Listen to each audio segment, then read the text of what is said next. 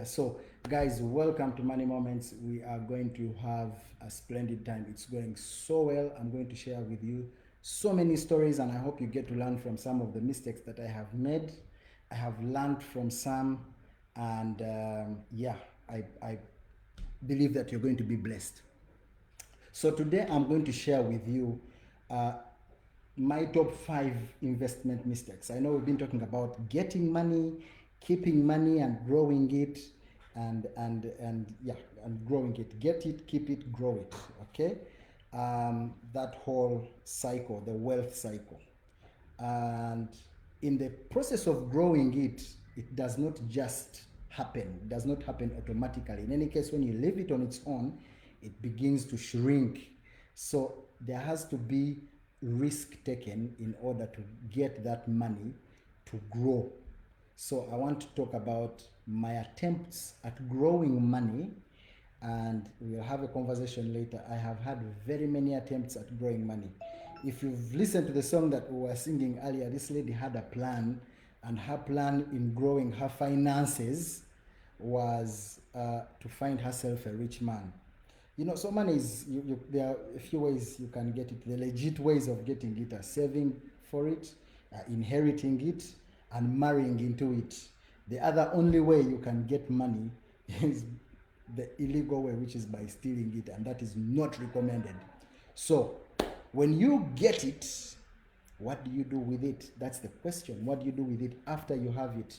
What do you do with it in order to grow it? So let's talk about some of the mistakes I have made, and I hope you won't make those mistakes. I'm going to give you my top 5 mistakes in investing, and I'm going to start with number 5.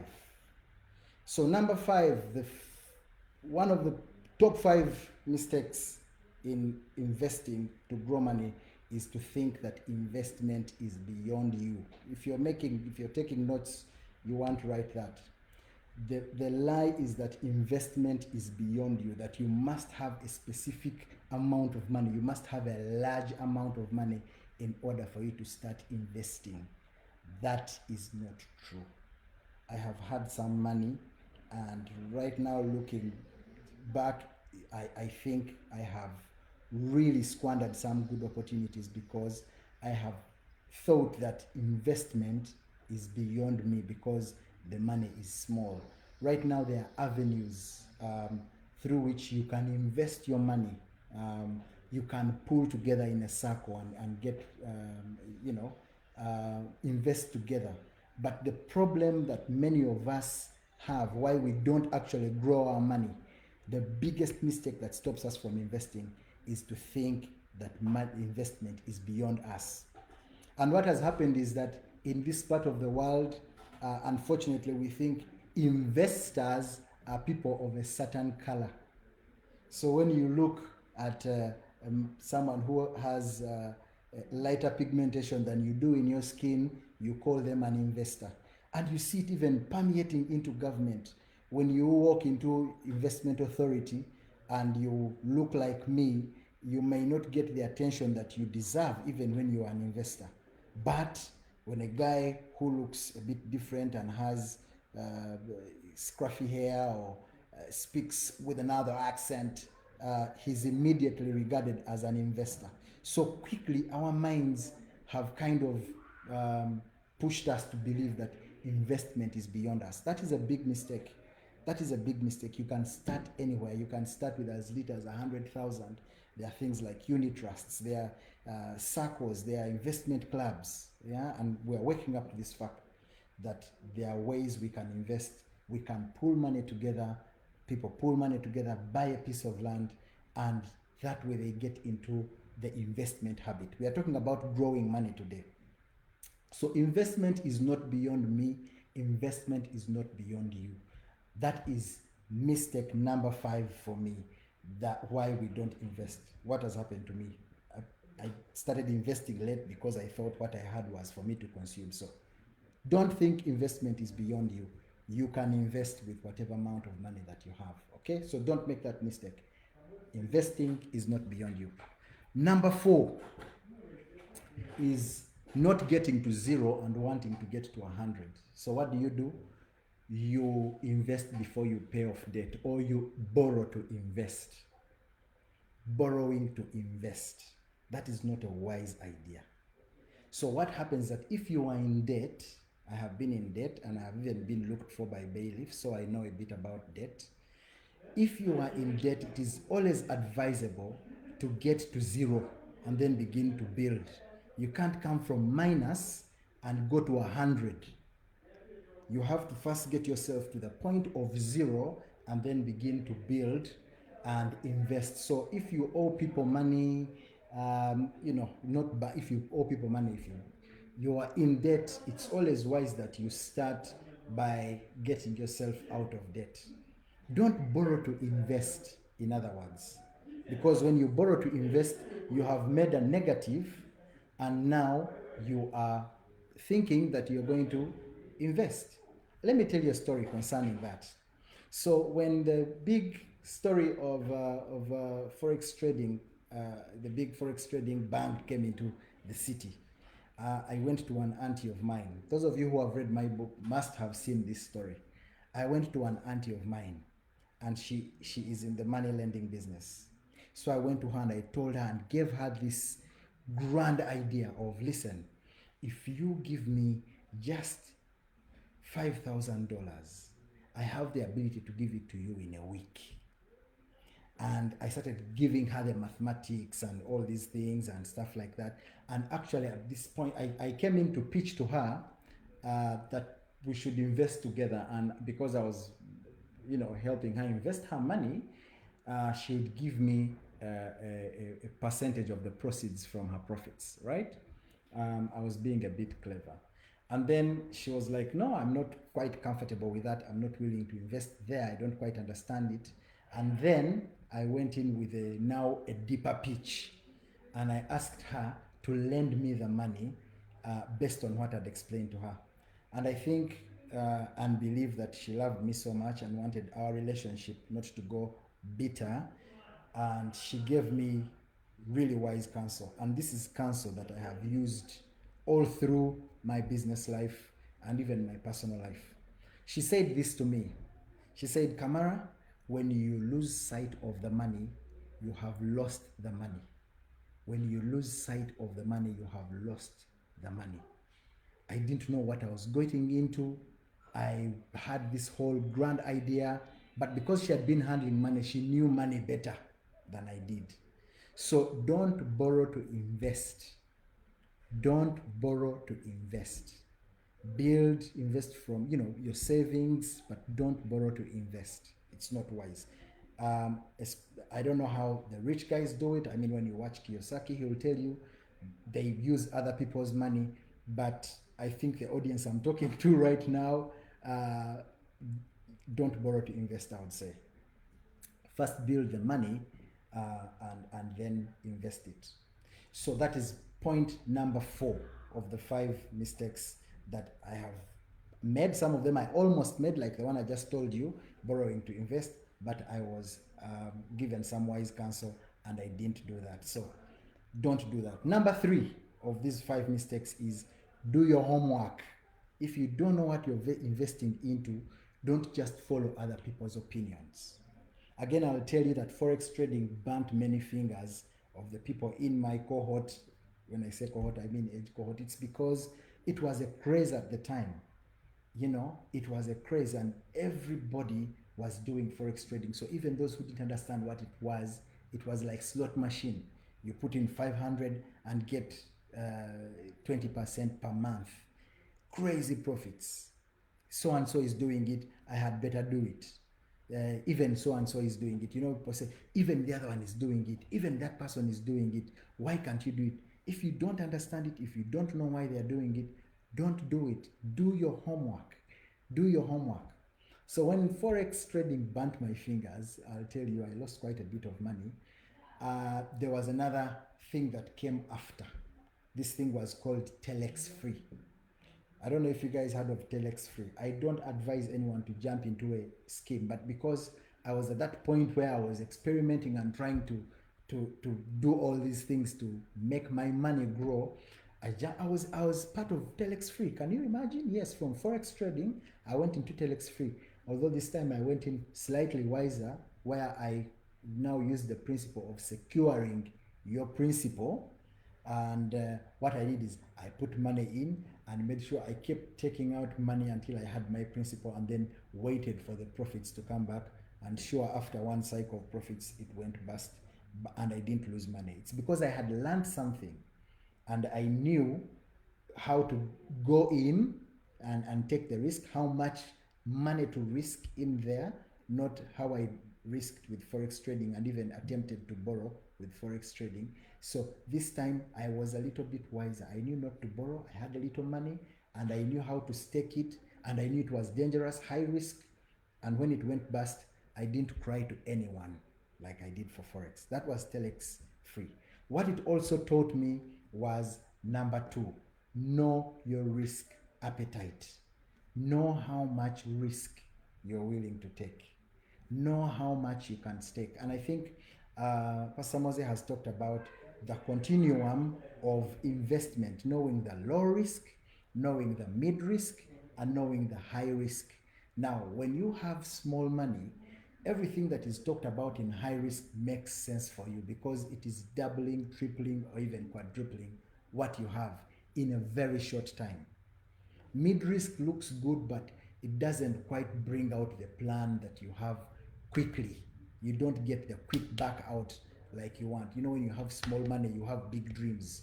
And you don't know that people who had big dreams start with small money. You think they start with big money. Yeah. So know your risk appetite. Know how much you're willing to stake in the high risk. Know how much you're willing to stake in the mid, and know how much you're willing to stake at the low end of the continuum of the risk appetite. So don't have a risk appetite. The mistake is having a high risk appetite. Don't have a high risk appetite. Slow but sure. This is for your personal finances, but I also recommend it for businesses. If you're invited for a deal and you ask yourself what is the worst that can happen and you can't live with it, don't make that deal. Don't make that deal. I tell this to my friends in business. The trick with business, the idea of staying in business is staying in business. It's not smashing one big deal and you go bust. You stay the long haul. You play long game. You play an infinite game, like Simon Sinek calls it. You play to be in there. You're like that little kid who the bully won't beat and he goes away. As in, they are punching him, but he's still in the fight until the bully is tired of beating him. So stay in. So have a low risk appetite so you can stay in longer, right? So, you know, forex trading used to have the words like, this is the safest risk. There's no safe risk. Risk and reward, you know, the high risk gives you high reward, but also high risk means that you have high losses. So know your risk appetite. Measure your risk appetite. Number one, the number one problem, the number one mistake that people make is lacking knowledge, not understanding finances, not understanding, not having the courage to ask, not having the courage to say, I don't know, not having the courage to find a coach, not having the courage to find an advisor, not asking people. That is the number one mistake that fails people to get onto this whole investment thing. This is one thing that I have really noticed about our kind, people on this part of the world, or in Uganda, if I may say. Having had the opportunity to travel and go elsewhere, people are not afraid to ask. I mean, I saw Dr. Inis posting something on her Facebook wall this morning, talking about this person who was in a queue for hours and got to the teller inside Stanbic Bank and asked, is this Centenary Bank? Can you imagine? It sounds funny, but imagine they had asked at the gate, which bank is this? And they said, this is not Centenary, this is Stanbic. Don't waste your time in the queue. So those are some of the things. One is get knowledge, and that is number one in the whole thing of wealth creation. Get knowledge. Ugandans, don't be afraid to be foolish, to ask. Number one, don't be afraid to say you don't know. If you don't know, you don't know because you don't know what you don't know. And when you ask, like the Japanese say, when you ask, you're foolish for a moment and then you're wise for eternity or for a lifetime, if you will. Okay? So don't try to be wise for a moment and then you carry your foolishness around. Ask, get knowledge, get financial, training, get financially literate. Listen to people, even people younger than you, even people maybe less experienced than you in certain areas, but there is something that they know. Listen, don't despise anyone. Don't ask them what do they have. Don't look at what they have, look at what they know. Merit them for that, because wealth creation is a process. Okay? So I'll just give you a quick recap so that in the last 8 minutes that we have together, we can have a conversation. I'll be listening out for your comments, your questions, and your feedback. So number one, let's start from number 5. Number 5 is investment is not beyond you. 2, don't borrow to invest. Number 3, do your homework, know where you're going to invest your money. Number 2, check your risk appetite. Number 1, get knowledge. So in order of importance, the things that hinder people from actually investing is they don't have knowledge, they have a high risk appetite, they don't do their homework, they borrow to invest because now you don't have knowledge, you have a high risk appetite, you don't know what you're investing in, then you borrow, and then the other people just think investment is beyond them. So with those very many words, my friends, I have just shared with you some of the investment mistakes that we make, or that some of which I have made. I'm waiting to listen and take some of your comments, questions, whatever it is. So hit me. Thank you very much for this time. We have 7 minutes to have this conversation, and then we jump straight into Word Alive. So let's do this. Yeah. Can I get some questions? Can I get some feedback? I am waiting. Dorcas, yes, know your risk appetite. Don't eat life with a big spoon. You're here for a long time. The Lord has told us that 80 is minimum and 120 is mid there. So we can even go for 130 and 140. So play end game. Yeah. The other mistake is not investing at all. That's true. Thinking that investment is beyond you. That is when you don't invest at all. That is true. Becky Nsolo Sozi. Yes. If you think investment is beyond you, you won't invest at all. Great. Yes. Can I get some feedback? Can I get some feedback, guys? Have I been very clear? Have I been very articulate? Have I been very so let me get some questions, guys. Do you have questions? So I hope this has kind of linked well with what Pastor Noah was talking about in the digital economy. He's saying go digital or go and dig. You either go digital or go dig. So if you're not going digital, you're definitely going to dig. But have some wisdom. Jerry says it's very clear. Good. Samuel Elvis says, thanks for sharing. My take home is not to borrow to invest. True, don't borrow to invest. A minus plus a minus will continue to give you a minus. Even when you make the huge profits off of your investment, you have a chunk to give back. Actually, you've borrowed money to make money for the person you're borrowing from. The Bible says that the borrower is slave to the lender. The borrower is slave to the lender. So don't borrow to invest, because you're investing for the person from whom you've borrowed. Okay? Any good books on investments? Wow, great question. I'm going to look those up and share some with you, but Rich Dad's Cash Flow Quadrant is a good book that you can read to open your mind on investments. one of the things they'll tell you is things to do with taxation. I mean, when you get to realize how the rich have gamed have a hold on taxation, you'll be amazed. The reason you should be investing in a business, not investing as an individual, to graduate yourself from salary, because salaries, as we know, are the highest taxed incomes. But the rich guys get dividends, not even dividends, passive income, which is almost not taxed at all. Look out for Kiyosaki's book, that Cash Flow Quadrant. Right. If you are to invest, how do you start? Some hint on business to invest, please. Okay, if David Keddy, this is what I would advise.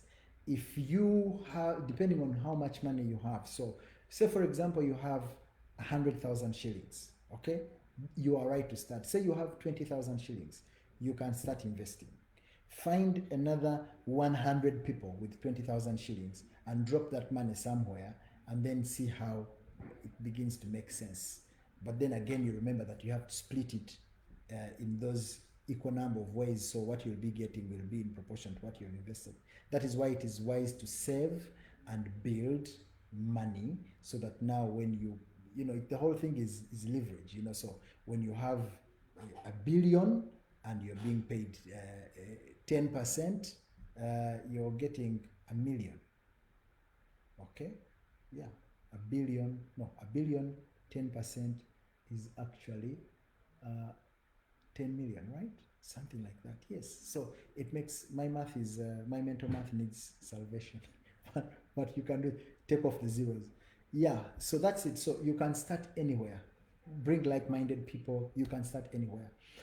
Hi, Nelly says, hi, thanks for the presentation. Sometimes one is forced to borrow because the money is not coming together fast enough. Again, that is risk appetite. That is risk appetite.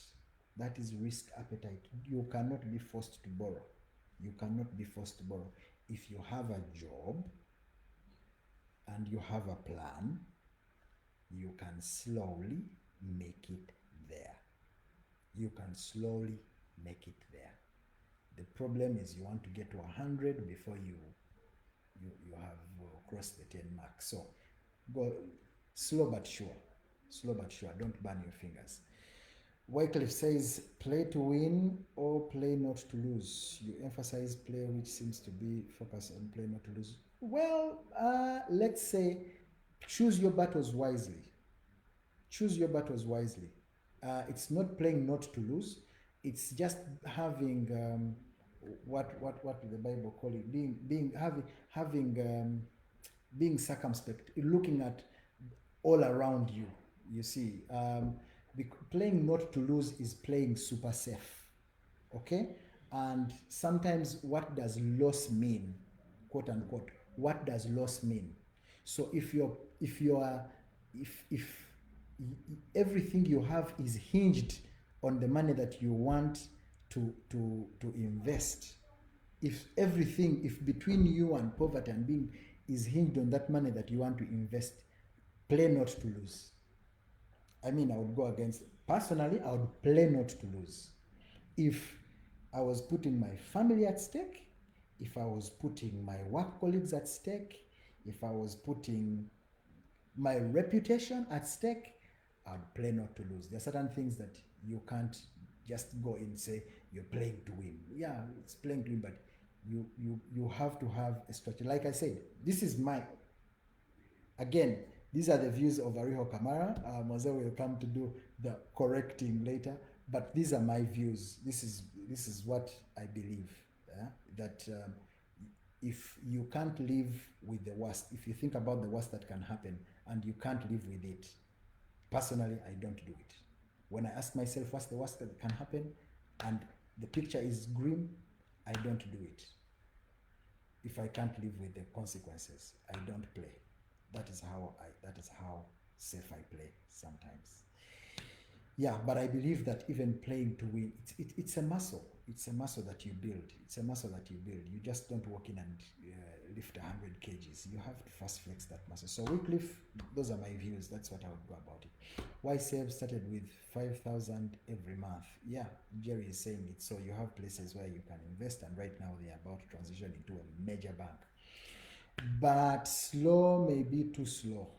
Yeah, okay, guys, when I'm talking about investing, I'm assuming that you have the basis of your income streams also being covered. If you're looking at your solitary income to be the sole giver of where you're going to invest, that one thing, that monthly check, like they say, that blip that happens once a month, if that is the one that you're looking to grow, then it's going to be very slow. It's going to be too slow. So, right, Namakula, and yes, what you need to do is grow multiple streams of income so that you have multiple places to save, and then you can invest. Thank you very much, friends. It is 2 minutes over the time that we had thought we would have this for. Thank you very much. Thank you, Pastor Mose, for giving me this opportunity to share some of my ideas. And friends, see you next Thursday, right here on Money Moments. Remember, you can invest, it's not beyond you. You are an investor. May God bless you and turn you into the investor that you are. First, by believing it when you seek knowledge. Thanks again. Have a good evening and see you at Word Alive in a few.